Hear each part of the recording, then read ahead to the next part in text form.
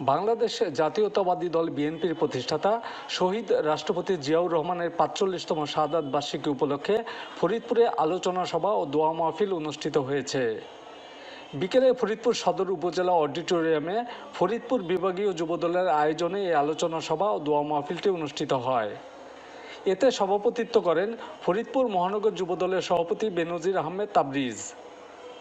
ফরিদপুর জেলা যুবদলের সাধারণ সম্পাদক মোহাম্মদ জাহাঙ্গীর হোসেনের সঞ্চালনায় আলোচনা সভায় শহীদ রাষ্ট্রপতি জিয়াউর রহমানের স্মৃতিচারণ করে বক্তব্য রাখেন ফরিদপুর জেলা যুবদলের সভাপতি মোহাম্মদ রাজীব হোসেন, মহানগর যুবদলের সাধারণ সম্পাদক আলী রেজন বিশ্বাস তরুণ, রাজবাড়ী জেলা যুবদলের আহ্বায়ক খায়রুল আনাম বকুল, যুবদলের নেতা ইঞ্জিনিয়ার সাইফুল ইসলাম, নোমান হাসনাত সহ ফরিদপুর, মাদারীপুর, গোপালগঞ্জ, শরীয়তপুর জেলার নেতৃবৃন্দ। পরে প্রয়াত রাষ্ট্রপতি জিয়াউর রহমান, সাবেক প্রধানমন্ত্রী বেগম খালেদা জিয়া ও সাবেক মন্ত্রী চৌধুরী কামাল ইবনে ইউসুফের আত্মার শান্তি কামনা করে বিশেষ দোয়া করা হয়। অনুষ্ঠানে বৃহত্তর ফরিদপুরের 5 জেলা যুবদলের বিভিন্ন পর্যায়ের নেতাকর্মীরা উপস্থিত ছিলেন।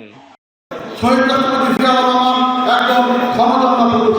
শহীদ রাষ্ট্রপতি জিয়াউর রহমানের মতো এমন ক্ষমতাধর পুরুষ হাজার বছরও আর বাংলাদেশে আসবে কিনা সন্দেহ।